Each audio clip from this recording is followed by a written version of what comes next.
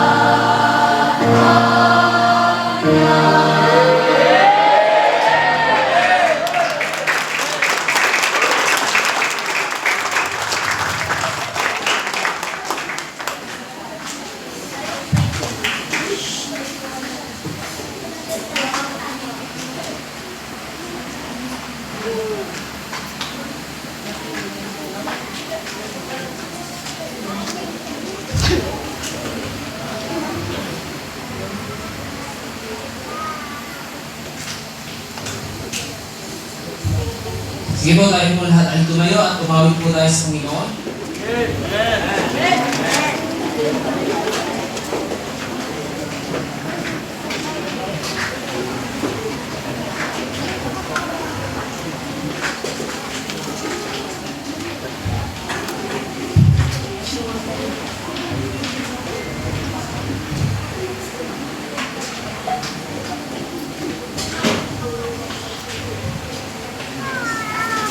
Awitin po natin Bringing in Sheep sa hymn number 6. Awitin po natin lahat po ng verses. At tayo po sama-sama po umawit. So yung nakakaalam po ng awitin po na to, sabay po kami.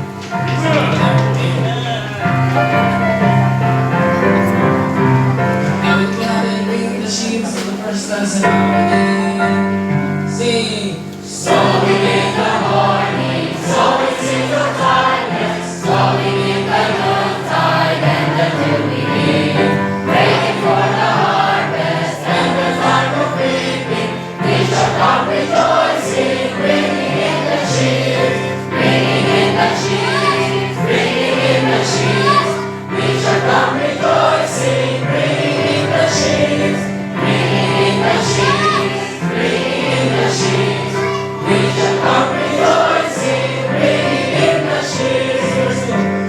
Sowing in the sunshine, sowing in the shadows, steering in the clouds or in the chilling breeze.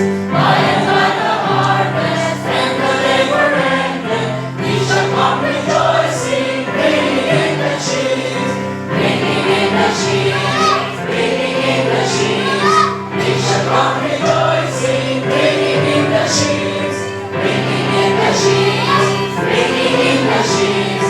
We shall come rejoicing, bringing in the sheaves. So before the Master, though the Lord sustain our spirit of the winds. When our weeping's over, it will be us welcome. We shall come rejoicing, bringing in the sheaves, bringing in the sheaves, bringing in the sheaves. We shall come rejoicing, bringing in the sheaves, bringing in the sheaves, bringing in the sheaves.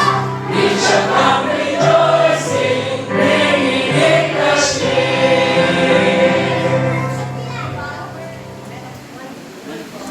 Tayo po gawin po ng isa. Amen.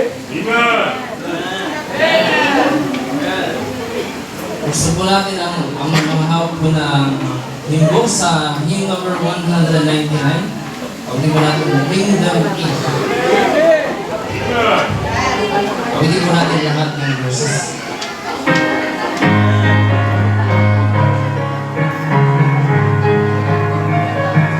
Awitin po natin yung verses in our music. Hark is the shepherd's voice I hear, out in the desert dark and clear, calling the sheep who'd gone astray, far from the shepherd's fold away. Bring them in.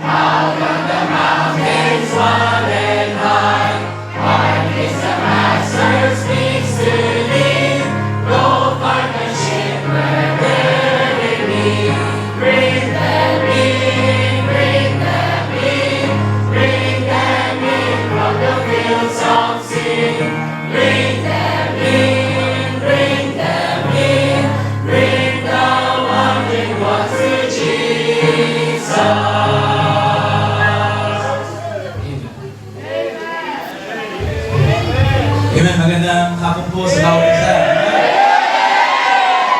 Amen. Lahat po na ligtas, please say amen.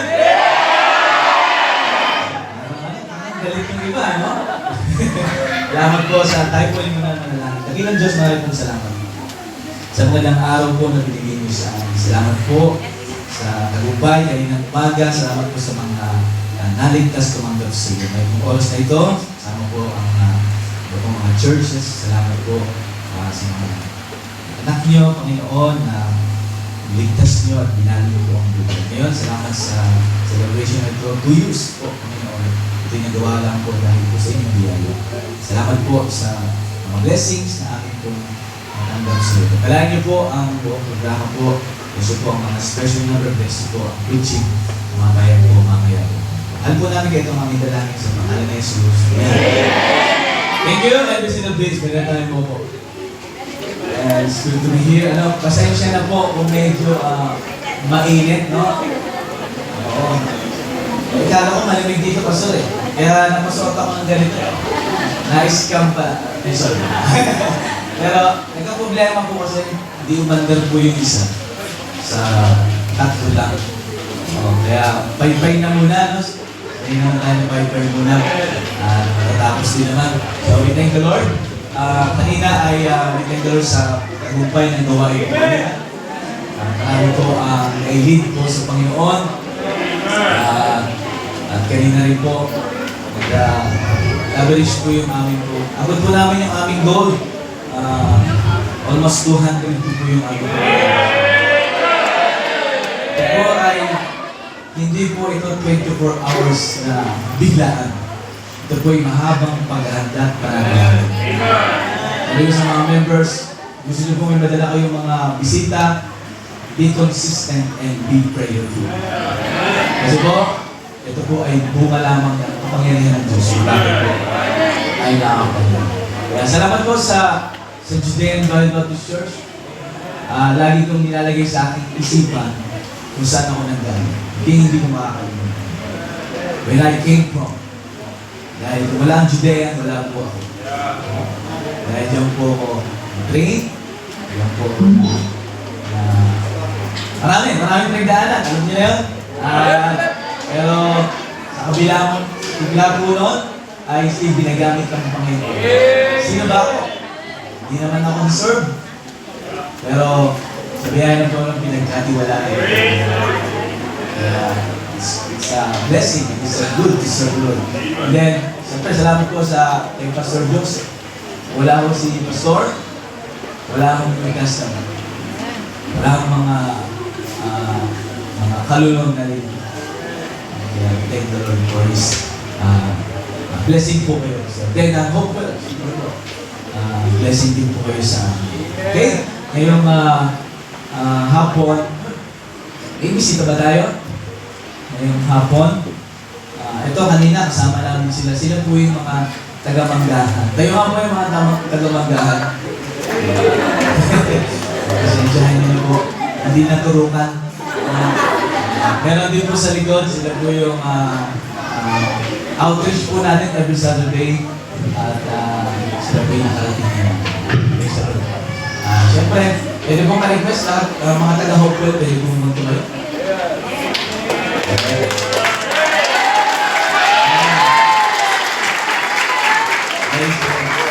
Thank you, Mr. Grace. Ang lahat ng Judean.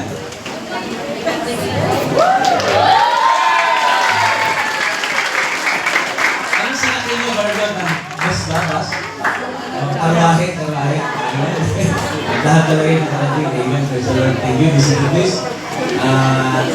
Gusto pong sabihin sa inyo, yung kanina pong kumanta po rito, mga kumantang choir. Yun po yung resulta ng inyong pong panalangin is pag-support. Kaya, the best investment, the greatest investment is in the ministry. Wala akong sayang doon, di sayang yung binigay nyo. Di sayang yung binigay nyo oras para manalangin, yung binigay nyo pong support. Dahil makikita nyo naman may mga buhay na nababago. Kaya, salamat sa Panginoon. Okay, tayo po tayo lahat. Let's welcome each other. Kung ikaw ay ligtas, makikipagkamay ka. At kamay po natin ang bawat isa is Look around and shake hands with natin ang ating welcome song.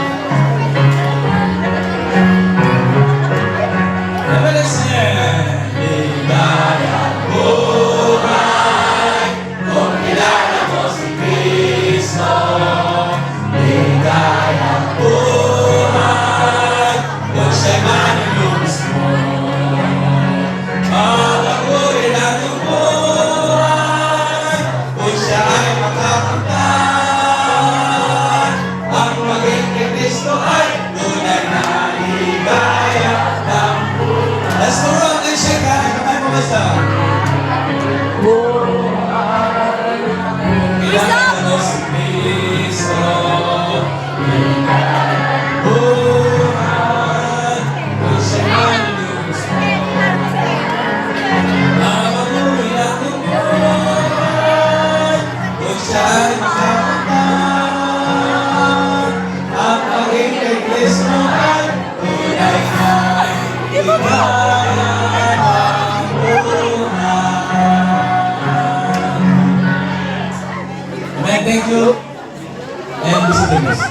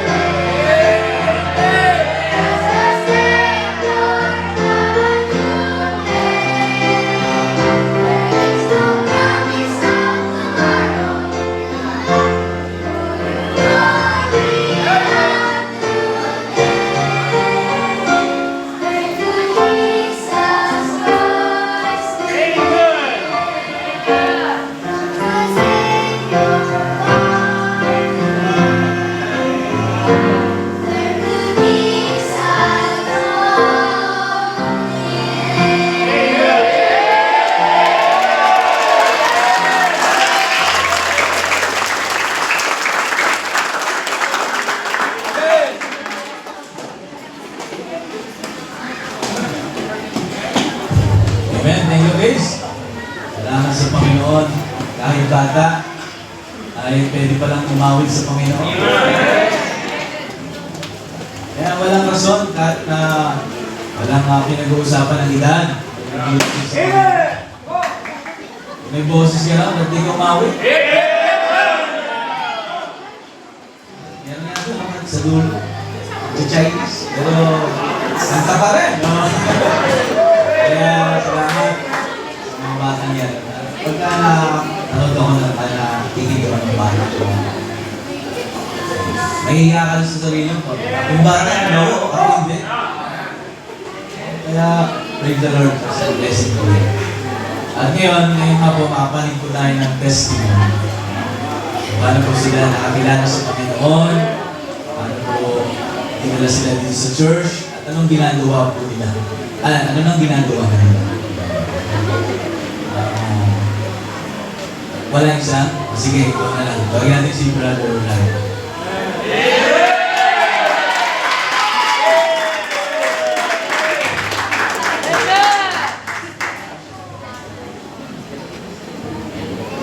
Entrance pa lang. Ito lang. Ito ba? Ito lang.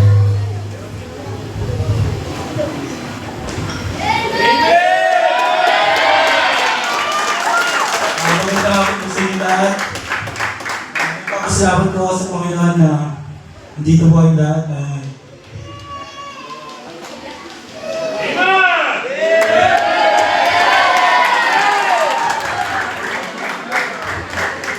i-share ko lang po sa inyo kung paano po ako na-save. Nagpapasalamat po ako, Pastor. Sa po ang tayo ko paano po ako na-save.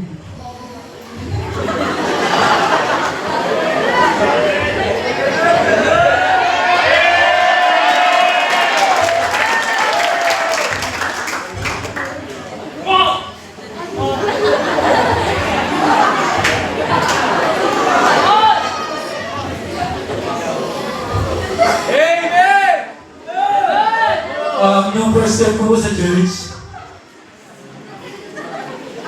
nakilala ko po si Brother Jerry po.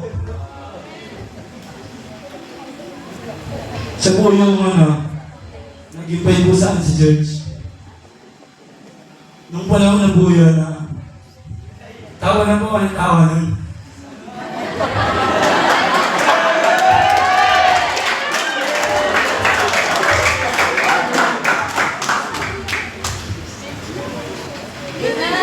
Come on, brother! Leave him!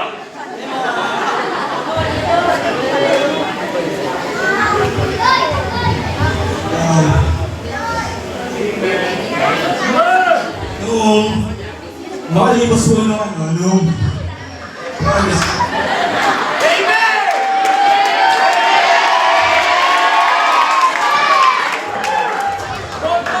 makalipas po ng 2 linggo, si Pastor po dumaan po sa lugar po namin. Bale po, naglalaro po kami dun ng tropa ko po, si Renz. Nandun po kami sa puno na nagtambay. Nakita po namin si Pastor. And tinawag niya po si JJ. Yung tropa ko po, tapos tinawag po ako nila Renz. Para makinig po ng tulog po ni Pastor.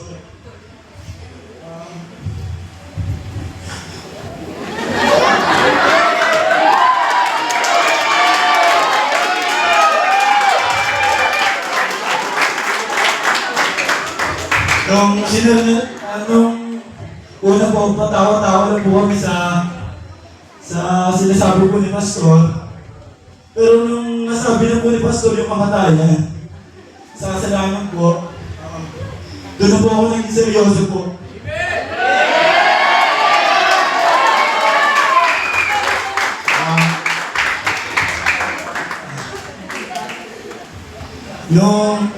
Nung sinabi ko ni Pastor yung gospel ko, Ebanghelyo, tinanggap ko po ang Panginoon bilang aking Diyos na kapag-ibig sa akin.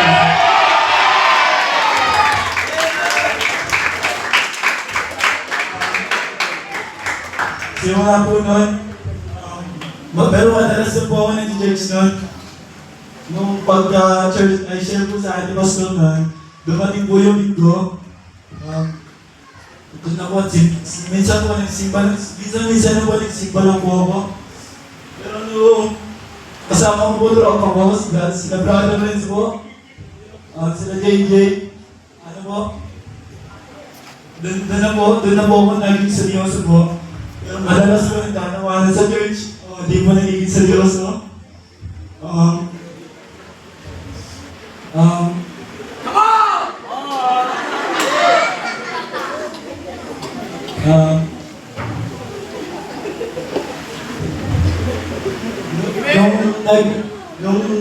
Nung umatid po ako ng umatid, nung una ko pong punta sa Judean, napansin ko po na naiiba po ako. Naiiba po ako sa kanila, sila po, naka-one-side po kami po. Mga langher.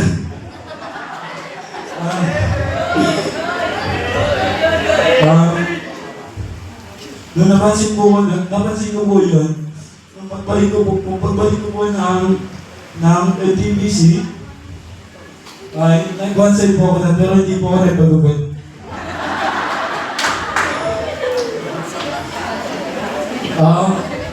Pero ngayon po nagpapasahan po ako sa aking naging kasama po sa LTBC, nagpatuloy po sa paglilingkod. Nagpapasahan po ako kay Jansen. Siya po ang bakit po ako natutupag sa binig.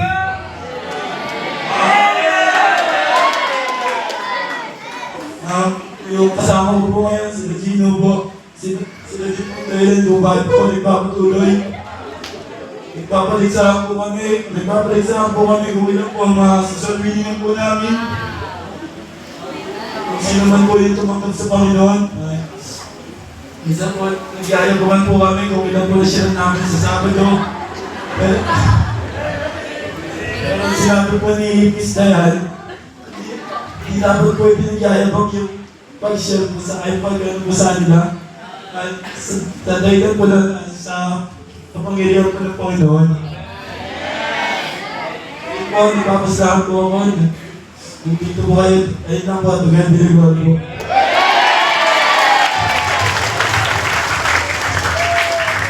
Kanya? Nagbihirap, pinahiyak ka. Nagbihirap tayo nun ah. Pero kayo naman mga hindi naman umiyak yan. Ewan ko bakit umiyak yan, no? Gano'n lang siguro naman. Okay? So, praise the Lord sa mga testimony na yun. Tuloy yun. Dating tatawa-tawa lang. Dati rin naman tayong gano'n. Sipilit isa ka, ngiti-ngiti ka. When the Lord's speak, no? Ang pangyarihan ng salita ng Diyos ay walang pangiti-ngiti, walang pagkita sa puso. Pero tayo po natin yung bawat. Tawagin natin.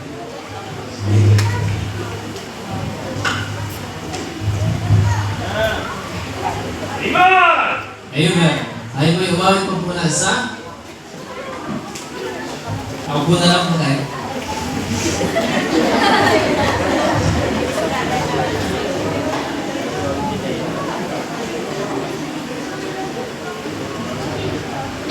So po natin sa page 199. Awitin po natin bring them in.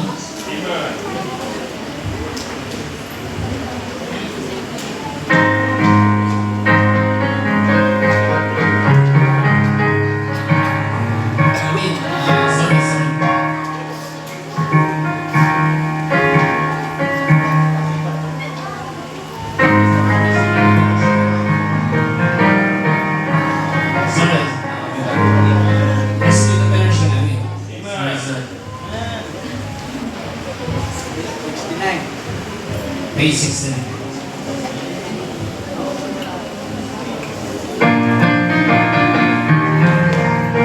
Sige, pawitin mo natin verse 1, 2, and last. Rescue the perishing. All the verse stands in our singing. Rescue the perishing, care for the dying. As they will be, keep from sin and the rain. Lead on everyone, lead from the fallen. Tell them of Jesus the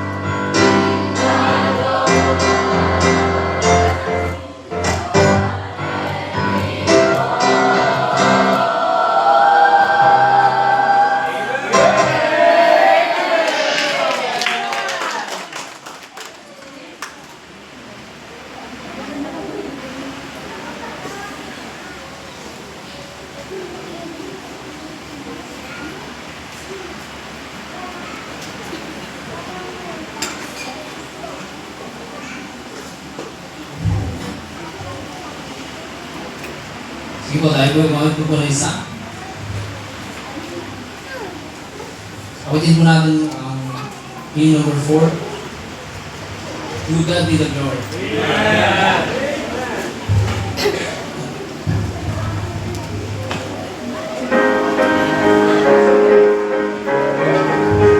Sige po, awitin po natin lahat ng verses. Ang nag-start sa nakarali, sing. To God be the glory, great things He hath done. So lovely the world that He gave us His Son, who lived and His life as atonement for sin, and opened the life gate that all may go in. Praise the Lord, praise the Lord, let the earth hear His voice. Praise the Lord, praise the Lord, let the people rejoice. Oh, come to the Father through Jesus the Son, and give Him the glory, great things He hath done. Perfect redemption, the purchase of blood, to every believer, the promise of God. The vilest offender who truly believes, the moment of Jesus the pardon receives. Praise the Lord, let the earth hear His voice. Praise the Lord, let the people rejoice. Oh, come to the Father through Jesus the Son, and give Him the glory, great things He hath done. Great things He hath taught us, great things He hath done, and great our rejoicing through Jesus the Son. But purer and higher and greater will be our wonder, our transport when Jesus we sing. Praise the Lord, let the earth hear His voice. Praise the Lord, let the people rejoice. Oh, come to the Father through Jesus the Son, and give Him the glory, great things He hath done. Amen.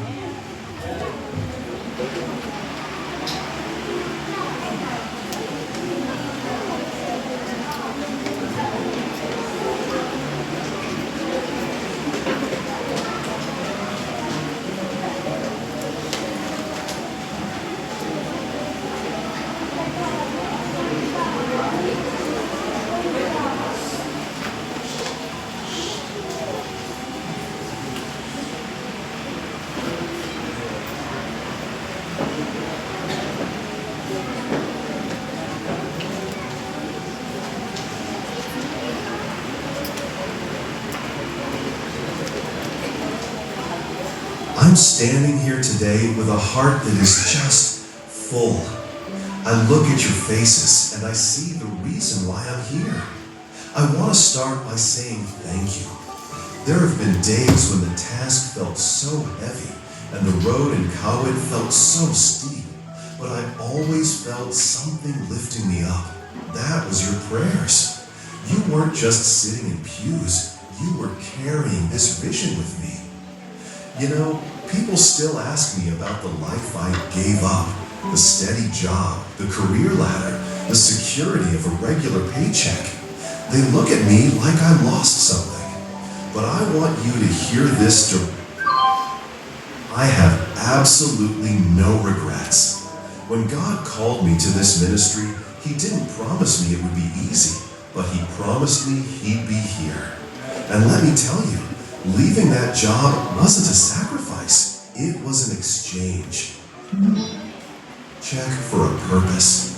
I traded a career for a calling. And every time I see a life changed in this community, I know I made the best deal of my life. Thank you for believing in me and for believing in the call God placed on my life. Your prayers are the fire in my spirit. Let's keep going, church. I truly believe the best is yet to come.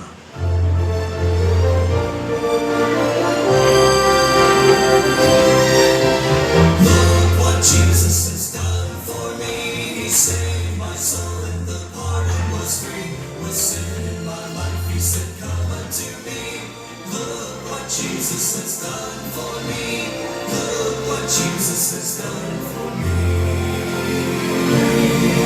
With sin in her life, she came washing his feet.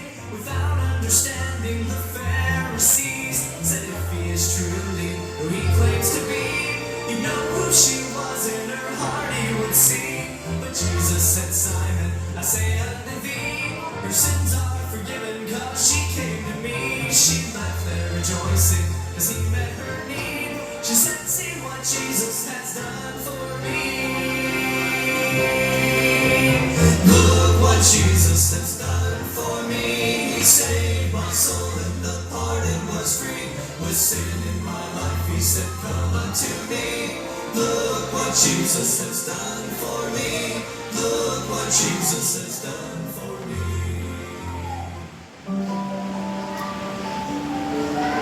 To our dear friends and family gathered for the second anniversary of New Testament Baptist Church, we want to say from the bottom of our hearts, thank you for being here to celebrate this milestone with us. To our sister churches, Judean and Hopewell, your constant support and faithful prayers have been a lifeline to this ministry, and we are deeply grateful for the bond we share in Christ. As we look back on these past 2 years, we don't just see growth or numbers. We see the hand of God moving in every corner of this church. We want to share these accomplishments with you, not to boast in ourselves, but to testify that every life changed, every soul reached, and every brick laid in Cowit has been done entirely by God's marvelous grace. It hasn't always been an easy path, but seeing what He has built in just 2 years reminds us that when we follow His calling, He is always faithful to provide. Everything you see here is a beautiful reflection of His goodness. Beyond what we've already seen, I'm asking you to stand with us in prayer for the future. As we look ahead, we are trusting God for even bigger steps, projects like a permanent building to house this growing family, reliable transportation to reach those further out in Cowit, and other tools that will help us serve this community better. Your continued prayers and support are the heartbeat of this ministry, and we know that if these doors open, it will be, as it has always been, entirely by His grace. We are just the vessels. He is the provider. Please pray with us that every brick laid and every mile traveled would be for His glory alone. My dear church family, I'm standing here today with a heart that is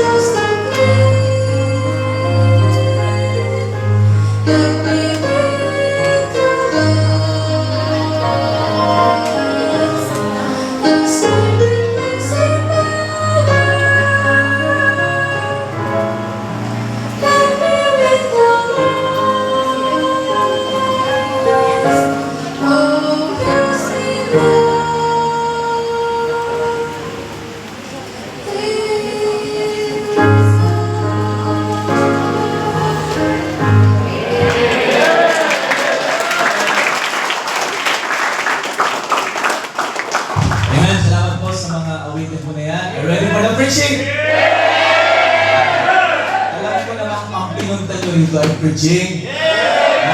Hindi swimming. Salamat. Alam nyo, there is no substitute in the preaching of the word.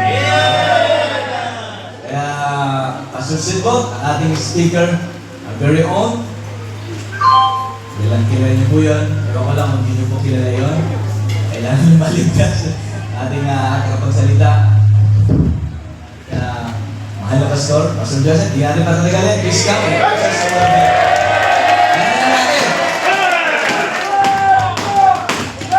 Amen! Maraming salamat po. Magandang hapon sa ating lahat. Ako si Pastor Salvader. And we're so delighted. Sobra po talagang nakakatuwa ang ginawa ng Panginoon dito sa New Testament Baptist Church. Nakakabusog ng puso. Marami po mga panahon na dumating. And tinawag tayo ng Panginoon na sumuporta sa gawain at talaga pong kamangha-mangha ang gagawin ng Panginoon sa buhay ng mga taong suko ang buhay para sa Panginoon. Talaga blessing po na kita po yung choir, tapos yung testimony po nitong si brother. Ito ba yan, Brad? Ano pangalan mo? Ryan? Brother Ryan. Parang nakikita na kita. Nagano ka? Youth conference. Amen. So free na yung youth conference mo. Siya lang. Basta nagka-testimony.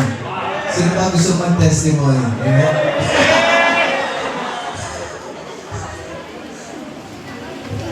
Si Grant yung pangatlo naming anak. Gustong pumunta dito. Kasi gusto niya mag-swimming. Ay, dumaan kami doon sa may ilog, sa may bridge. Sabi ko, ayan, mag-swimming ka dyan. Sabi niya, it's super duper dirty. Sabi ko, nakita mo ba merong fish na lumulutang? Sabi, madami daw. Pero wala naman. Pero don't worry po, ang swimming pool dito, super duper clean. Kaya, alam ko naman, hindi naman kayo nagpunta dito para doon, di ba? Kaya wala na pong swimming. Kakain na lang, tasuwi na tayo.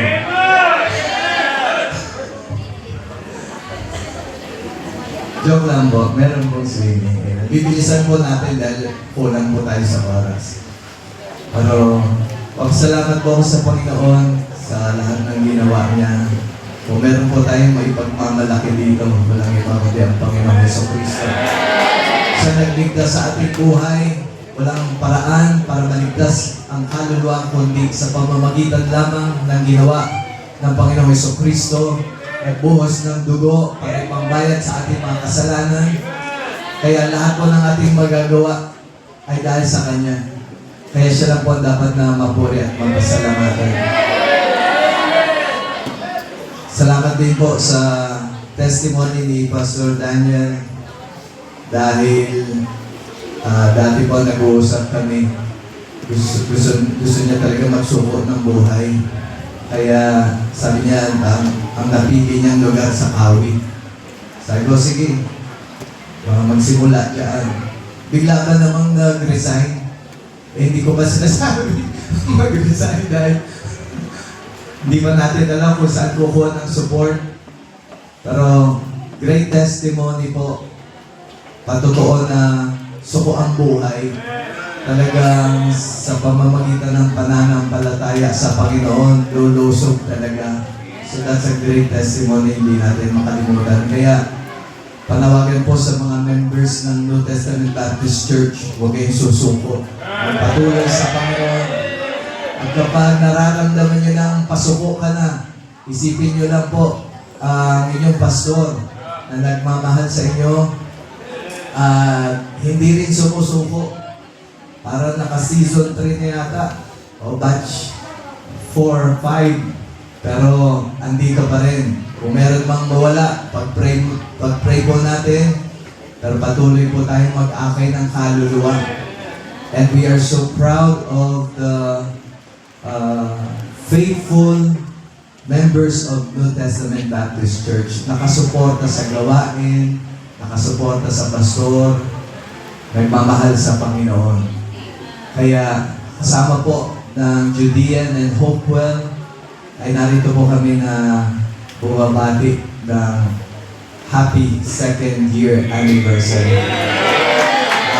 Patuloy pa rin po tayo na susuporta sa gawain sa New Testament. And kasama din po yung ating aquarium. May lumalamoy po na mga bins, amen? Andyan po ba yan? Pwede kayang ilagay kung sa ano, handog naman po, no? Mamaya na lang after the preaching. Sa Judean po nadala? Hindi. Pinupuno pa po pastor. Pero nawa makatulong po para makakuha ng isang chariot, masundo ko yung ilang areas nyo, ano po. Ang balang araw din, nawa makakuha kayo ng mas mahabang sasakyan para makapunta kayo ng Baguio, ay ng youth conference, amen? So, dumako na po tayo sa ating preaching. Luke chapter 10, verse 25, please. Pwede po tayong tumayo lahat. Hindi ko sinabi sa amin ni Pastor Daniel kung anong i-preach. Pero one day I was reading my Bible and I came across this passage and I saw that the phrase moved with compassion, the Lord Jesus Christ was moved with compassion. And we're going to be looking at another character that was moved with compassion as well. Luke chapter 10, verse 25. Bubuksan po din po sa Tagalog. Kasi hirap ako sa English. Hirap din ako sa Tagalog. Gusto ko mag-Cebuano, kaya lang hindi ko alam yun eh.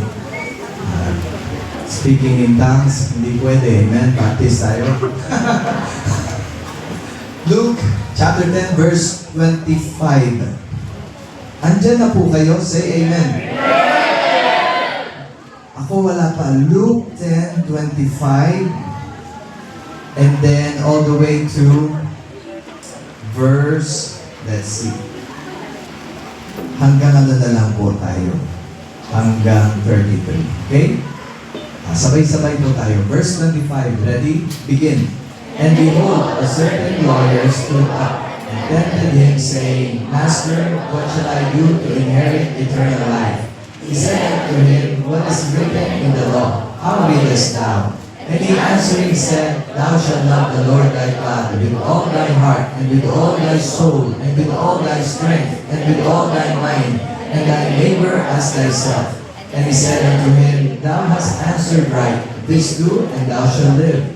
But he, willing to justify himself, said unto Jesus, And who is my neighbor? And Jesus answering said, A certain man went down from Jerusalem to Jericho, and fell among thieves, which stripped him of his raiment, and wounded him, and departed, leaving him half dead. And by chance there came down a certain priest that way, when he saw him, he passed by on the other side. And likewise a Levite, when he was at the place, came and looked on him, and passed by on the other side. But a certain Samaritan, as he journeyed, came where he was, and when he saw him, he had compassion on him. The title of the message this afternoon is, How to Have Compassion. Let's pray. Heavenly Father, maraming salamat po, Panginoon, sa inyong ginawa at ginagawa sa aming buhay. Salamat po sa inyong kadakilaan at kabutihan. Nakita po namin sa mga nagdaang panahon, kayo po'y tapat. Di niyo po kami iniiwanan. Nariyan po karamay at kasama po sa gawain ng Panginoon. Narito po kami, Panginoon, handa pong buksan ang aming mga puso. Kayo pong gumawa ng dakila. Baguhin niyo po ang aming pananaw. Baguhin niyo po ang aming puso at isipan upang ito po ay mailinya sa inyong kaisipan at katotohanan. Huwag magkaroon po ng mabuting resulta sa pamamagitan ng pangangaral ng salita ng Diyos. Punuin niyo po kami, Panginoon, ng banal na Espiritu Alisin niyo po lahat ng bagabag, lahat ng mga hahadlang upang matanggap namin ng buo ang inyong mensahe. Salamat po, Panginoon. Ito po ang aming dalangin sa pangalan ni Kristo. Amen. Maaari na po makaupo. What is compassion? It is the love that moves us to action because of others' condition. Yung compassion po nararamdaman. Yun yung malasakit.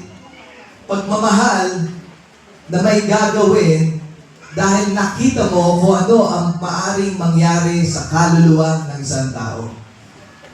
Ito ay isang pakikiramay. Baka pag merong namatay, sasabihin natin, nakikiramay po. Pilit mong dinadamdam kung ano ang nararamdaman ng mga taong grieving o nagluluksa. Pag sinabing nakikiramay, idinadamay mo ang sarili mo sa kondisyon ng iba. Pag sinabing compassion, gusto mong idamay ang sarili mo sa buhay ng iba dahil alam mo kung saan papunta ang isang taong wala sa Panginoong Hesukristo. Naroon dapat na ang isang Kristiyano ay mayroong awa. Nararapat sa lahat ng Kristiyano matutunan na mayroong habag sa kanyang kapwa. So the question was, what is the greatest commandment? Dito po sa passage na binasa natin, ang tanong ng isang tao, paano ko magkaroon ng buhay na walang hanggan? Pero sinagot siya ng Panginoon na kailangan mahalin mo ang Panginoon ng buong puso, buong kaluluwa, buong isip, buong lakas. But we all know that salvation is not dependent upon what you can do. Ang sabi ng Panginoon, ang kaligtasan ay sa pamamagitan ng pagtitiwala sa Panginoon. For by grace are ye saved through faith. Sa pamamagitan ng pananampalataya ay tatanggapin mo sa iyong puso ang regalo ng Diyos na buhay na walang hanggan. Tatanggapin ang Panginoong Hesukristo bilang tanging Diyos at tagapagligtas. Yun na makapagligtas ng kaluluwa. Pero nung sinagot ng Panginoon yung tanong, para maligtas, mahalin mo ng, thou shalt love the Lord thy God with all thy heart, and with all thy soul, and with all thy mind, and with all thy strength, and love thy neighbor as thyself. Alam po natin, walang makakagawa noon. Pero yun ang sinabi ng Diyos. Ibig sabihin lang, pinapakita ng Panginoon, you have to love God, and you have to love other people. Hindi para maligtas. Kundi yun ang pinakalayunin ng tao sa kanyang buhay. Hindi nga natin maisagawa ng buong puso. Pero, pwede natin gawin na at least try, subukin. Kung mayroong mga utos, halimbawa sa bahay, di ba mga young people, sinusunod nyo yung mga magulang. Maglinis ka, ayusin mo yung pinaghigaan mo, pinagtulugan. Hugasan mo yung mga plato. Maligo ka. Yung pinakamahirap doon, yung maligo. Ayun. Pero gagawin niya na mamaya. Hindi mo magawa lahat. Hindi mo man masunod lahat ng mga utos. At least, you're going to try. Susubukin mo pa rin. Dahil doon ang pagmamahal mo sa Panginoon. Kaya, nung sinabi na Panginoon, thou shalt love thy neighbor as thyself. God has told people, sinabi niya, ito yung dakilang kautusan. Dapat talaga isinasagawa ito ng mga tao. To love someone is to care about their souls. Pag sinabing mahal mo yung kapwa, naroon na ang iyong layunin ay matulungan ang tao na yon maligtas. Hindi lang na maging mabuti, pakitaan ng mabuti, pero pinakalayunin, you make sure that the person know the Lord Jesus Christ as their Savior. Pagdating sa family, as someone has given a testimony this morning, sabi niya, mahal ko ang family ko, pero hindi ko na-witnessan. Pero dinala naman sa church at iba yung nag-witness. But that should be the concern. That should be the compassion we should have for other people. Kung magkakaroon ka ng awa at habag at pagmamahal, dapat yun muna ay sa iyong family. Dapat yun ang layunin. Akayin ang iyong mahal sa buhay sa Panginoon. Kaya huwag po nating tigilang i-invite. Huwag nating tigilang ipagdasal. And after we have done what we could for our family, we're supposed to do it for other people. Dapat pinagpapray natin yung mga tao. Kung tumanggi man sila, kung hindi pa sila handa, pero dapat andun na ipinapanalangin natin bawat mga taong nakakasalunguhan natin. We should be praying for them. We should love them like we love ourselves. And we don't want to die and go to hell. And that's how we're supposed to love other people. Make sure that they know the Lord Jesus Christ. Make sure that they're going to heaven. Yun ang tunay na malasakit. Kung sabihin natin na nakikiramay lang sa tayo, nakikiramay po ako, I feel sorry for you, I'm sad for you. But the true compassion or true care about other people is caring about their souls. It's our duty to share that good news. It's our duty to keep people from going to hell. Wala nang iba pang makapagsasabi sa iba kung paano maligtas, kundi ang mga taong iniligtas ng Diyos. Kundi ang mga taong tunay na anak ng Diyos. Salamat sa Panginoon sa kaligtasan. We're going to be praising Him forever and ever. We can do that today. We can do that tomorrow. And when we get to heaven, we're going to do that forever and ever. Pero dapat may isasama tayo. Kasama sa pagpupuri at pagtaas sa Panginoon sa ating buhay, kasama ang pag-aakay ng kaluluwa. Here's the story. Merong isang tao na papunta from Jerusalem to Jericho. About 30 kilometers. Wala pang taxi, walang bisikleta, naglalakad lang. Tinambangan ng mga magnanakaw. Kumbaga sa panahon natin, hinolda. Tapos hindi lang kinuha sa kanya mga pera niya o damit niya at kung ano pa. Sinugatan pa siya. At iniwan siyang half-dead, halos mamatay. Kaya naroon siya sa isang tabi, merong dumaan, isang priest. And we know of the priest, sila yung mga religious people. Pero pag sinabing religious people, hindi ibig sabihin, ligtas. We don't know if this person is saved or not, if he's trusting the Lord Jesus Christ for his salvation or not. Pero nakita niya merong duguan, merong halos mamamatay na. Sabi sa Bible, he saw. Nakita niya, pero nilagpasan niya lang. We don't know what the reason could be. Pero sa panahon natin, yung iba ayaw madamay. Pero na nabangga doon sa Molino nandito ba si Kat? Ako lang sagot ako, mandelate ako. Eh merong banggaan doon, may ambulansya. Hindi na ako nakisama. Kung iba yun, kung ibang member, puntahan natin, kuha na ng picture. At harangin natin itong traffic para wala nang makauwi. Ako ayoko lang makiala. Parang gano'n lang. Minsan nakikita natin may mga taong nangangailangan ng Panginoon, pero bahala na sila. Busy ako eh. May pasok pa ako sa school. Meron akong assignment. Maglalaba pa ako. Dami kong gagawin. Marami akong problema. Baka nga mas marami akong problema kaysa sa mga tao na yun.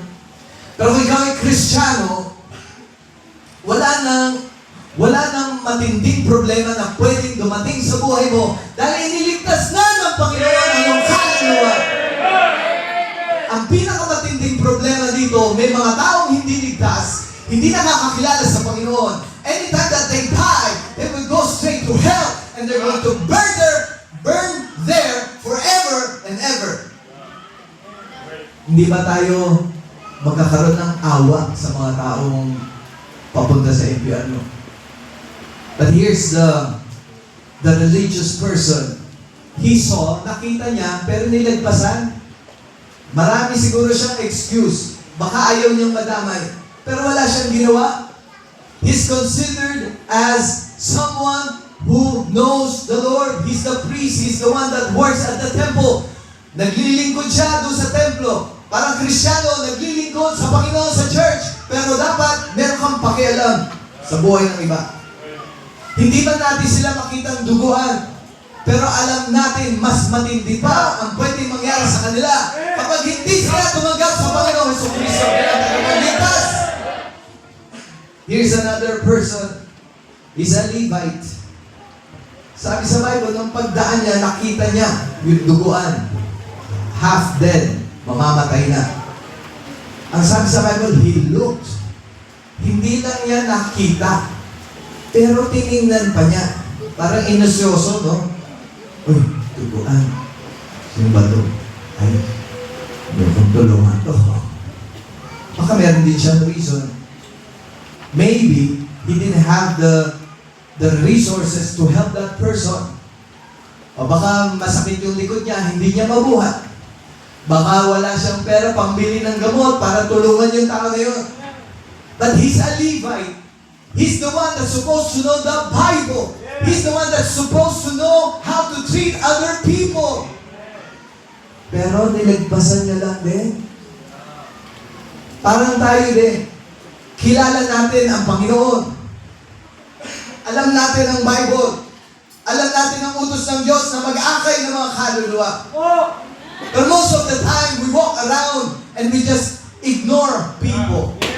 Hindi natin pinapansin o hindi man lang natin iniisip kung saan papunta ang kanilang mga kaluluwa.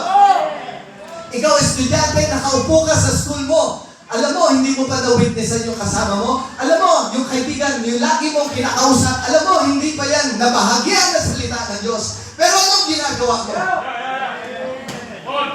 Para tayong Levite lang na nakipag-usap, nakipagkaibigan, alam natin kung anong kondisyon ng tao, pero wala tayong ginagawa.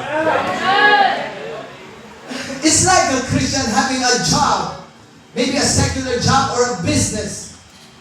You get to be around people, and you know that these people are not Christians. Nasa atin ang tracks, nasa atin yung kaalaman.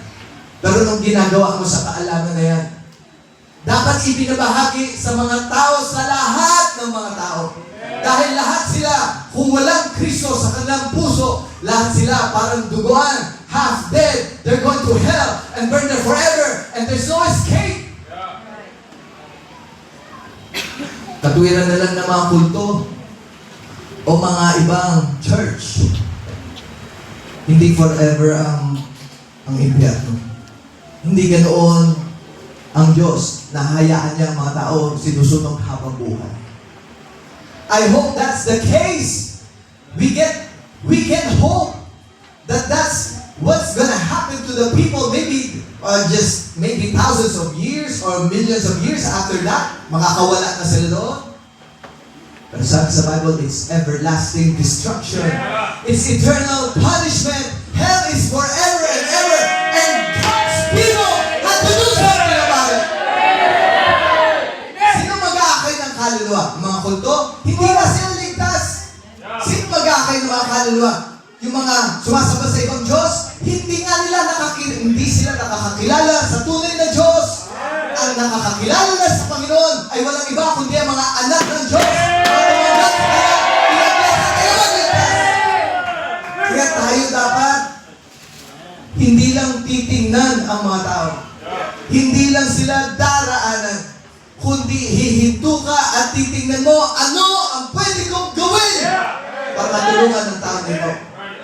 So Cain, the Samaritan man, the guy that person hates.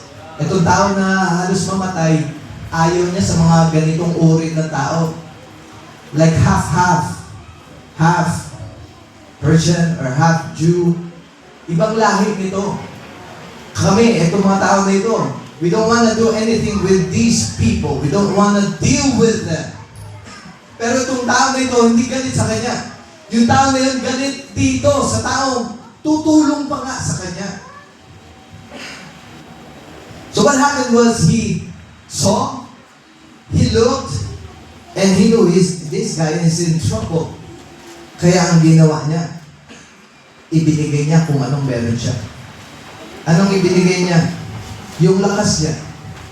Binuhat niya, nilagay niya sa kanyang sasakyan, scooter, hindi, yung sa kanyang alaga.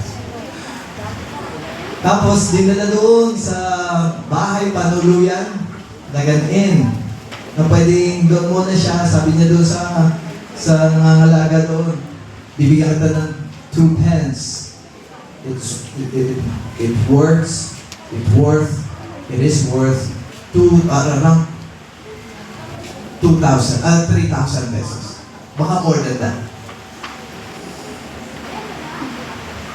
Pinaglaanan niya ng lakas, pinaglaanan niya ng time, may pasok pa siya sa school.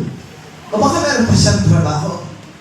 Pero ginawa niya, pinaglaanan niya ng oras at ng lakas at ng pera para lang tulungan ang tao na ito na hindi naman niya kilala. Alam, mas madali.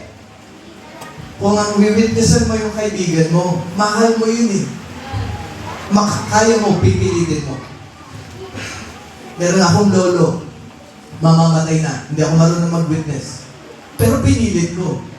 Kasi ayoko mapunta siya sa impyerno. Meron akong kaibigan. The last time, I knew that it was going to be the last time I'm going to see him. Yun na nga, huling araw na pagkita namin, wala akong communication sa kanya. Hinahanap ko siya. Hindi siya makita. Pero napilitan ako talaga. Sabi ko, hindi ako, yun ang naging layo nito. Pupunta ako doon sa isang lugar para mag-train. It's like a training for the job. Tapos sabi ko, pag nakita ko yun, we witness. Nanginginig pa ako. Pero ginawa ko. Dahil mahal ko yung kaibigan ko. Kung merong magsasagawa ng pag-aakay ng kaluluwa, gagawin natin yun sa mga mahal natin sa buhay. Pero mas mahirap kung hindi natin kilala. Parang minsan wala tayong pakialam kung it's a stranger, if that person is someone that we don't know. It's easy to pass by. It's easy to just look at people and say, hey, maybe someone will try to see them saved, or someone will share them the gospel. Maybe I'll just pray to God. Pero hindi naman tayo hinayaan ng Diyos na mapunta sa isang lugar at tayo mananalangin na para sa kaligtasan ng mga tao. It's good that we pray for the souls of men, but we need to be doing something and share that gospel to the people. Mga kasama mo sa school, huwag kang mahiya. Papunta na nga sa impyerno yung tao, nahiya pa tayo? Duguan na yung tao. Duguan na, wala pa tayong gagawin. Halos mamatay na. O kung pupunta sa impyerno at hindi na siya makakalis doon, mahihiya pa ba tayo? We need to do something about this. We need God's compassion. If anyone would do something about this, if anyone would be bold and not scared and not fearful and not shy to share the gospel, we can do that by having the compassion of God. So how do we get that compassion? We pray for it. Lord God, give me compassion. Ask and it shall be given unto you. Seek and you shall find. Knock and it shall be opened unto you. Sabi ng Panginoon, hilingin mo, ibibigay sa'yo. Ang kaso ang hiling natin lagi, bigyan niyo ako ng pera, bigyan niyo ako ng material na bagay, bigyan niyo sa akin ang ambisyon ko. Those are wrong things when we're not trying to reach the souls of men. Why not put on top of your list, sa prayer list mo, Lord, I need power, I need wisdom, I need God's compassion. And God will answer that prayer. Kasi gusto nga ng Diyos na maakay natin yung mga kaluluwa. Bakit hindi ibibigay ng Diyos yung tool na magagamit natin para matulungan ang mga tao? We need to pray for it. Lord, help me to see through your eyes. Kasi pag tumingin lang tayo sa tao, parang isip natin, okay, just another person. But if the Lord is here and is going to look at the faces of people, the Lord will be crying because He knows that many people will end up in hell. Kaya dapat ang panalangin natin, Lord God, tulungan niyo ako na makita kung paano kayo makakita. Kung paano kayo tumingin sa mga tao. Na iniisip niyo lagi ang kalagayan ng mga tao, papunta sila sa impyerno. Here's another prayer. Let me cross the path of those that you would help if you were to walk in my shoes. Lord, tulungan niyo po ako na makilala yung mga tao. Nakakausapin niyo. Kung kayo nandito at kakausapin niyo yung tao, then you help me to find those people. Those are kinds of prayers that God hears. Because it is God's will for people to be saved.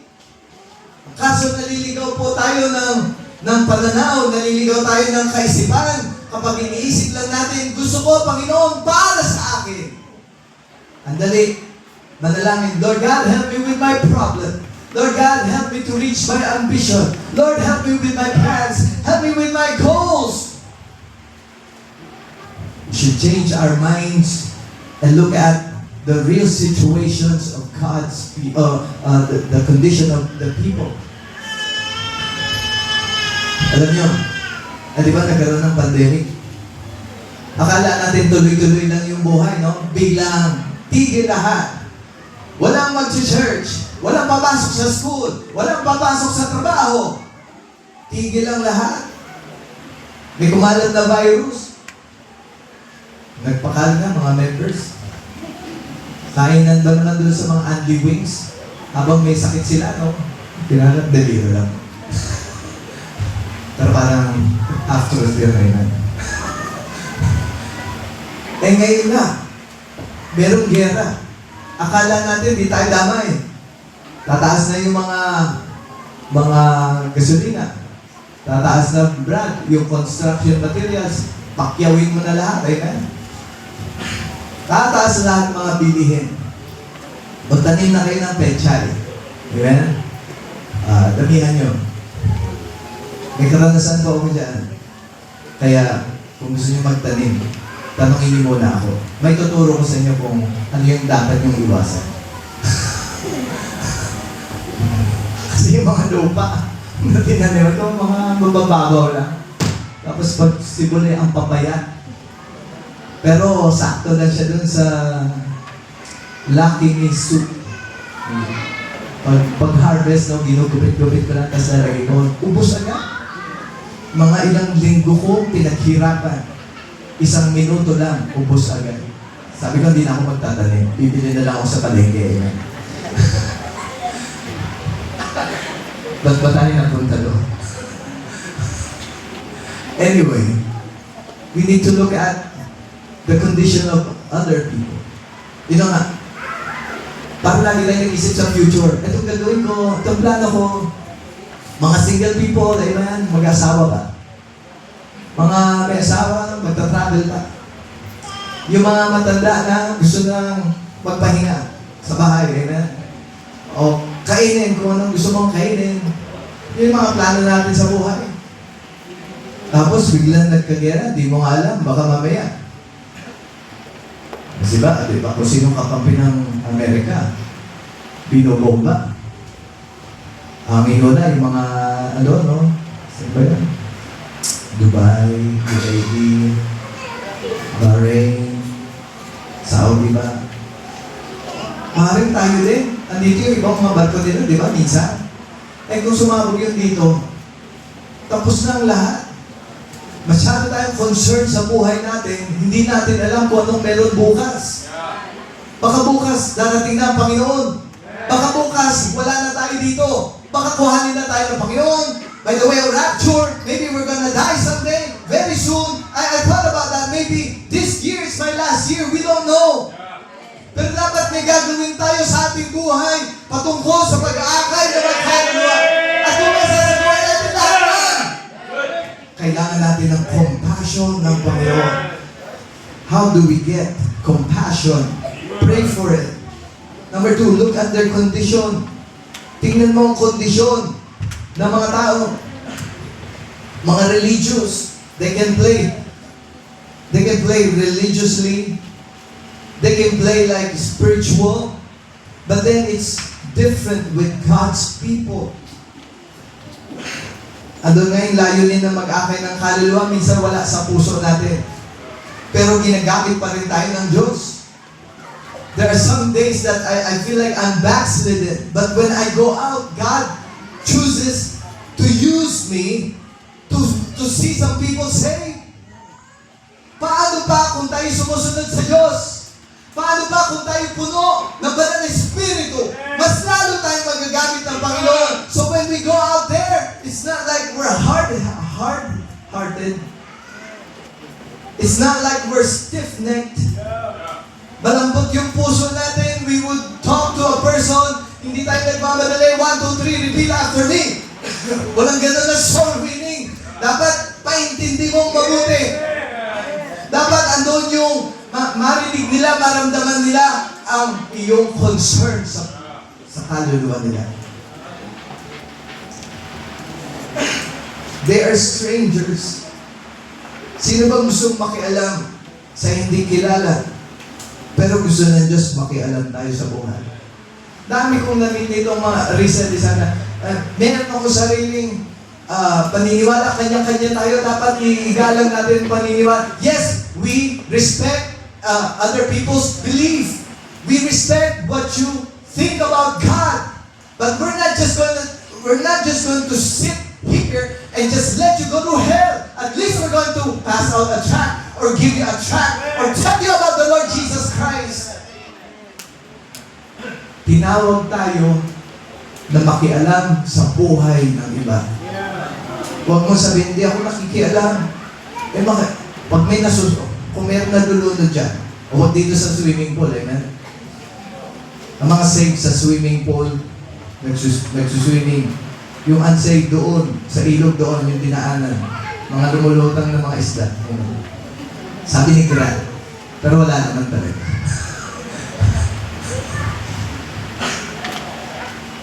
Ang mangyayari po, kung ang isang Kristiyano merong compassion sa puso niya, then hindi siya mapapakali. Titingnan mo lagi ang kondisyon ng tao. Kung may nalulunod, you're going to do something about it. If you can't swim, hindi kayo marunong, huwag kang tutulong. Kasi lunod ka din. Dalawa na kayo. Pero kung may nalulunod, sabi mo, Sir, may nalulunod, baka sumigaw ka, tulong! Tulong! At least may gagawin ka. Kung may nasusunog nga, yung ibang mga tao, hindi naman firefighters, pero kukuha ng timba, tapos pinagtutulong-tulungan nila. Paano pa mga Kristiyanong nakakakilala sa Panginoon? We have been trained, we have been taught, we know how to go soul winning. At least we can talk to people and give them a tract. Pwede po kayong bigyan ng tracts. Kahit yun ang gawin mo, at least meron kang ginagawa para sa Panginoon. At meron mga tao nagbabasa niyan. At meron tumatanggap sa Panginoon. Meron po ba dito? Nagbasa ka lang ng tracts, tapos tinanggap mo Panginoon. Pero po, taas kamay. Meron isa. Huwag na natin gawin yun. Ay, hindi. Pero ako, nung kabataan ko, 14 years old. Hindi naman ako magaling magbasa. Hindi rin ako sanay sa English. Pero binasa ko yung libro. English. Pero simple English lang yung itinuturo. At sinabi lang kung paano maligtas. Tumanggap ako from the book. And some receives those tracts. They read it, they get saved. Some people, binasa yung tracts, nakita yung church name, address, pumupunta. Ibig sabihin, we can do something to change the course of people. Just tell them about Jesus. Just give them a track. Just continue praying for them. Continue to support the churches. Continue to support the missions. And people will be saved. Pero kailangan mayroong compassion. Amen? Ilingin natin yun sa Diyos. The Samaritan looked at him with love. Maybe that Samaritan man remembered his past condition. Dati ganun din ako eh. Walang tumutulong sa akin. Hirap na hirap ako sa buhay. Hindi ako nakakakilala sa Panginoon. But thank God someone invited me to church. Some Sunday school teacher explained to me the way of salvation is only through the Lord Jesus Christ. Marit, ganun yung naisip ng Samaritan man. Kaya sabi niya, tutulungan ko to. Kung walang tutulong dito, kung walang tutulong, then I'm going to do what I can to help this person. And he did. Kaya nabuhay yung tao na yun. Salamat sa Panginoon. Hindi siya nang hinayang sa comfort niya. Hindi siya nang hinayang sa time niya. Pinag-isipan niya kung paano maligtas o matulungan ang tao na ito. Inubos niya ang kanyang energy, inubos niya ang kanyang pera para maligtas ang tao. Kaya nga sabi nga kanina ni Pastor Daniel, it's a very good investment. Nag-invest tayo sa ginto, baka meron kayong ginto dyan, amen? Bigay mo sa Panginoon yung, ano tawag doon, yung up and down ng investment. Nyari bukas, bababa yung stock, tapos sa makalawa, tataas.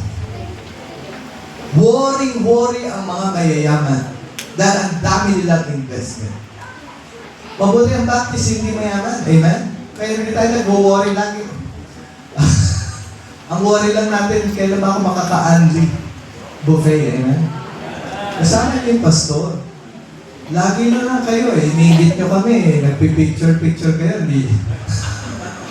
Joke lang po. Mataas na aking bad cholesterol. Sabi ng doktor, huwag na, bawal na yan. Amen. Gusto nyo mabang buhay ng pastor? Gulay. Ang palaya, bigay nyo kay Pastor Daniel. Amen. Yung karne, sa akin na lang. Sana, dapat habaan ng buhay mo, brad. Joke lang po. But, maybe, this guy, sabi niya, stranger to. But, paano kung mahal ko to sa buhay? Kung kapatid ko to? Kung magulang ko to? Kung anak ko to? Papamaya ko ba to? Hindi ko gagawin yan. I have to do something about that. Maybe he looked at him as the Lord Jesus Christ. If this is the Lord, then I'm gonna have to do something. I'm not just gonna let the Lord Jesus Christ stay there or being hurt. I have to do something. And that's what God did when He saw us. Well, hindi tayo karapat-dapat. Pakasalanan tayo. Marumi. Duguan. Half dead. On our way to hell. And God says, no, I'm not just going to leave him alone. I'm not just going to leave him like half dead. I'm not going to let him go to hell without a chance. Binigay ng Diyos ang kanyang buhay. Binigay niya ang kanyang time, ang kanyang energy, ang kanyang yaman, ang kanyang comfort. Lahat ibinigay niya para mailigtas lang ang ating mga kaluluwa. That's compassion from God Himself. And number 3, paano tayo makakuha ng compassion? Keep your heart tender. Keep your heart tender. Naranasan niyo na maging matigas ang puso. Hindi mo kakapain sa'yo ang tigas Yung ulo, matigas. Kaya matigas, dahil matigas din yung puso.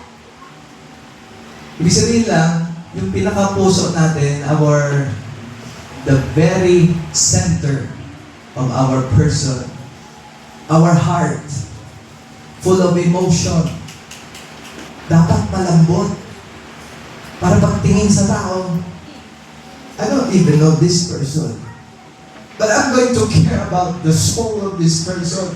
I'm not going to let anyone go to hell without a chance. I'm not going to let anyone go to hell without having a tract in their hands. I'm not going to let anyone go to hell without me saying a prayer for that soul. You walk with God, and God's compassion will rub off on you. Ibig sabihin noon, kung merong compassion dito ng Diyos, tapos, ano yan, ba't nalalagas? Hindi naman buo. Amen, walang tatalo. So kung merong mga compassion, dumidikit ka sa Kanya, mahahawa ka. Kasi ganun, kung saan ka sumasama, kanino ka sumasama, nahahawa ka.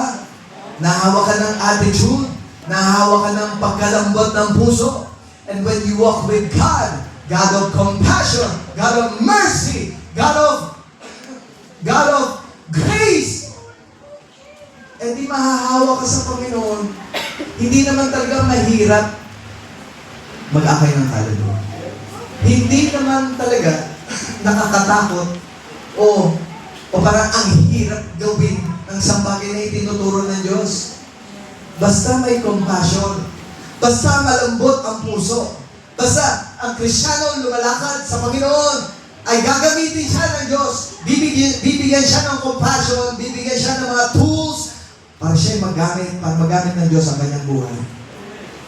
We see through the pages of the Word of God how He would reach people, how He would pray for people, and had tears in His eyes when even people reject the Lord Jesus Christ. Sabi ng mga tao, hindi kami naniniwala sa iyo. Pero ang Diyos, hindi niya sasabihin, kung ayaw niyo sa akin, ayaw na rin. But He would be praying for the souls of those people. And He would have even tears in His eyes. He would be sorry that people would not believe Him after He had given them all the proofs and evidences that He's the God and Savior. Pero laging merong luha sa puso o sa mata ng Panginoon dahil meron siyang compassion. That's the answer for every Christian. That's the answer for anyone that would want to serve God. Compassion. Pag meron tayong compassion, madali nang i-share yung resources. Pag meron tayong compassion, madali na pag sinabing tithe, I'm going to give 10% because God requires of that. Or if that's God's will, I'm going to do that. It's easy to do that. Pag may compassion, malambot ang puso. Madali magbigay. Madali mag-attend sa church. Madali na you come to church on time. Hindi nagpapalate, hindi nag-a-absent, at involved kapag merong church service, kakanta ka, makipagkamay ka, ngingitaan mo lahat, makikinig ng pangangalo ng salita ng Diyos. Bakit? Dahil merong compassion sa puso. Hindi mahirap mag-share ng pera, hindi mahirap mag-share ng time, hindi mahirap mag-share ng effort, basta may compassion. We will see that because of His compassion, He was willing to sacrifice Himself. You would wonder why, like Pastor Daniel would give himself into the ministry. Not because he's good at it, but because God gave him the compassion he needs. So that, hey, if God wants me to surrender everything, if God wants me to sacrifice my life, so be it. I'm willing to do that. That's because malambot ang puso, merong compassion. Sinong may responsibility? It's the church's responsibility. So we call on the members of New Testament Baptist Church. We call on the members of Judean Bible Baptist Church, Hopeway Baptist Church members. We are being called of God to have compassion para mag-akay ng mga kaluluwa. Lahat tayo mga Kristiyano, lahat ng kay Kristo, dapat katuwang sa gawain. At gagawin natin ito na mayroong compassion sa puso ng bawat isa. Tayo pong lahat ay tumayo. Tayo mandalangin. Let's pray. Heavenly Father, we thank you, Lord, so much for your word being instructed and guided by the Holy Spirit. Salamat po, Panginoon. Lagi niyo po kaming pinapaalalahanan. Madalas po kaming maligaw. Madalas mabulag ng mundo na ito. Madalas na ililihis ng mga kasalanan. thank the Lord for this time we could hear about God's compassion. Nawa kayo pong gumawa sa aming mga puso. Kung meron po ditong hindi pa ligtas, nawa ito po ang araw nawa ito ang maging araw ng kanilang kaligtasan. Kung meron pa po hindi nakasunod sa baptism, I pray this day will be the day of their obedience to you about baptism. At kung meron po, Panginoon, na tinatawag niyo, palambutin ang puso, sumunod sa kautusan, mag-akay ng mga kaluluwa, magkaroon ng habag, awa, pagmamahal sa puso. I pray you will do a mighty work even right now, Lord. You speak to our hearts. Nakapikitan lahat, Pastor.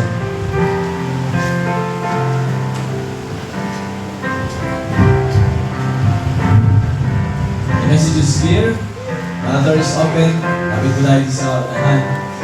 Kung tayo ay merong pag-ibig at compassion sa kaluluwa, kapit ka rin sa lahat. Kayo mga lalaki, mabuti at usapin natin ang Panginoon. Lord, dito po ako, remind, gamitin. Hindi tayo na-serve, hindi natin ito kaya sa ating sarili, but we need the power of God. Kaya naman tayo nakakapag-akay kasi may tulong ng kapangyarihan ng Diyos at tayo rin ay produkto ng soul winning. There's no reason kung bakit hindi tayo mag-involve. Makalong lumilipas sa tindo ni isang kaluluwa, wala kang pinakausap. Mahira tayo sa Panginoon. Dahil ito yung huwag mawala sa puso.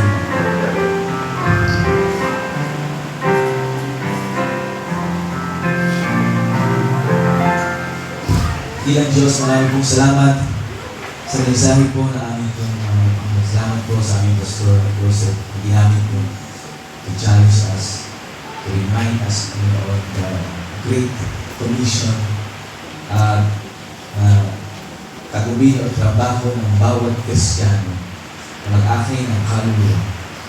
Hindi titigil hanggang sa ito. Salamat po sa simbahan po ito na nagtuturo sa Kristo lamang ang daan po sa namin. Salamat po sa mga members, mga faithful members na patuloy nagkakaroon ng compassion maka-share ang gospel. Hindi po sa iyong kapurihan, sa iyong katakilan. Itong aming dalangin sa pangalan ni Jesus. Thank you and receive this. Thank you, Pastor. Remind us, no? Alam nyo, ito lagi natin napapakinggan ang preaching about soul winning. Pero ito yung madalas na nakakaligtaan. Dahil mo narinig, nakaraan, matin tayo ng soul winning conference. Kaya nahamon tayo sa pag-aaki ng kaluluwa, pero ang Diablo kasi ay matalino. No? Talagang nabibigyan tayo ng distraction para hindi natin magawa ang kaluluwa. Huwag tayong susuko, tayong titigin. The reason why kung bakit tayo niligtas ng Panginoon ay para din ang ibang tao ay makinabang sa. Hindi po ang dahilan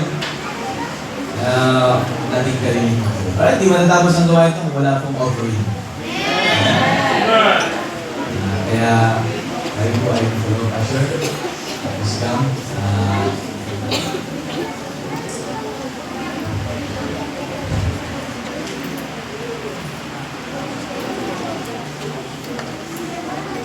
Kaya ano po, ang ibang ito ay nabubuhay lamang sa pananampalataya.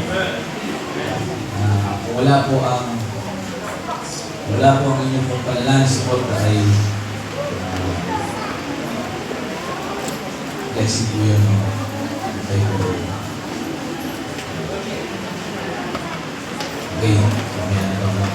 Okay, so lang tayo sa ating mag-pray. Thank you so much. Are you blessed? Ewan ko na lang kung hindi ko pa na-bless. Salita ng Diyos ay sharper than a two-edged sword. Kaya, diba, natutulog ba? Natutulog? Ay, yun po ay salita ng sa buhay. Kung nato ka, lalabanin mo yun. Iba nga dyan, launa na, gising pa dilag pa Pero sa preaching, hindi makatagal. Kaya dapat, mga Kristyano, alive, alert, awake. Pag-ilig ko sa mga yun. Asher, please. Iba tayo po yung sinunod ng nanay. Pakila namin Diyos, maraming salamat po sa itong salita na namin po na pakinggan sa paalala po sa amin Panginoon. Kami po bilang mga anak mo ay dapat maging passionate Panginoon sa amin po kapwa, especially Panginoon sa mga hindi pa nakakilala sa iyo. Kawag Panginoon na pwede mo pong gamitin ang bawat isa. Magkaroon kami ng puso ng katulad niyo sa iyo. Panginoon sa oras nito kami ay muli, ligayan. Kawag Panginoon ang bawat kaloob ng bawat isa sa amin ay patuloy mo pong i-bless na magamit lang po para sa iyo paggawain, magamit sa pag-ubot na mas marami pang kaluluwa at sila po ay maligtas. Salamat po Panginoon ang aking po ang dalangin sa pangalan ng Panginoon Jesus.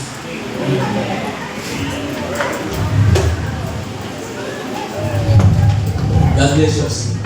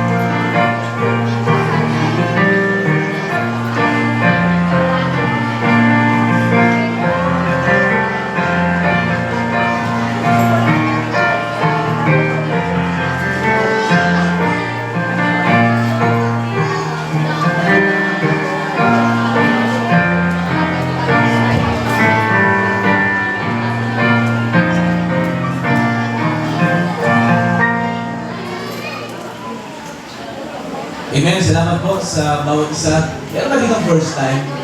Ano ngayon lang nakapunta sa taga dito po sa Pinakaya, Ligas naman. Meron bang first time yan? Meron kanina. Wala yung kanina. Pero anyway, salamat po. We're so blessed. Tayo po yung nakasama po namin. See you next sa third year, no? Biyaya ng Diyos. Kaya naisip namin i-rent ko ito dahil hindi ko kamalayo kapasyo doon. Kahit para tayong sa Pinas. Every Sunday po, gano'n ang namin kung sa worship. Kaya kami po ay isama niyo sa panalangin na sama niyo po sa panalangin na kami ng mas maraming ito. Amen, may handog. Oo. Salamat po. Ito po yung gagamitin. Kami rin po ay gagamitin ito eh. Sabi ko sa mga ito yung gagamitin natin para makabili tayo ng isa pang vehicle. Sa totoo lang po, so, ang dami pong hirap na hirap yung tricycle. Kanina eh, hindi alam yung balance yun, sino unahin. Kaya iba po yung nagko-commute lang. Pero buti na lang, maraming mga members na ganito naglalakad lang. Kaya, salamat po sa inyong mga katapatan. Thank you po rito sa inyong mga sacrifice. Alam ko, iba'y nagsakripisyo para po dito. So, ang sabihin, hindi po ito mawawala ng pagbuhay. No? Salamat po una-una sa kay Pastor Joseph, his family, salamat po sa inyong pagmamahal sa babae. Sa Judean, salamat din po. Sa Hopewell, thank you very much po sa inyong pag-suporta. Sa New Testament, salamat po sa mga nagtulong po ng ayos nito. Naglinis. Yung pagdating kasi namin dito, marumi pa. Kaya nilinis. Salamat, lalo po sa kitchen group. Meron dyan na hindi na natulog. Yung iba naman ay maagang gumising, stress, magagaano na. Luluto na. Kasi ang target namin 200 in attendance. Kaya 200 na pakyon, then another ngayong hapon. 200. Kaso parang nagmamadali alas ng kuya na open, no? Kaya ang unang tatayo para sa pool. So, pastor po, siyempre. Tapos, pangalawa po ang open. Uli na lang po yung ano doon. So, dapat sana yung ang tawag doon? Open. Kaso, nagmamadali ang open eh. Kaya sabi ko, ano na lang, ipack na lang natin para diretso diretso service ka nila. Kaya, tapos huli po ang Judean. Okay na sa inyo mahuli? Huli po kayo. Kaya, pag-go po ng pagkain. Isang po dyan sa huli po, pupasok po kayo dun sa kwarto po na yun. Kunin niyo po yun yung food. So, mag-pray muna tayo sa pagbukas. Ganun po Pastor, then Hopewell, and Judean dyan lang kayo. Kung may matira, kung wala, okay lang naman kahit pabusan no? May iwan po sila. Okay, maraming po salamat kayo po sa magtitiwala na to God be the glory, ha? Sulit po ang pagod at hindi po makatapos kung walang picture. Ha? May picture tayo. Di po yung ating mga photographer. Diyan na lang po kayo, diyan na lang po tayo lahat. Tapos, wala na po dito yung iba, isang ano na lang po dito.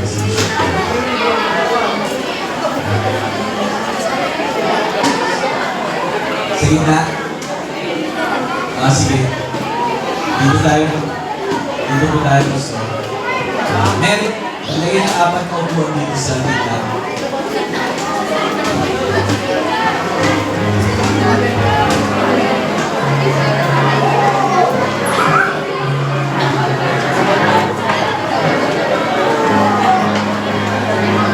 Di ba, gusto yan? Isang ka po. Punta ka na po dito. Isang picture na, tapos ano na, okay na. Gusto yan?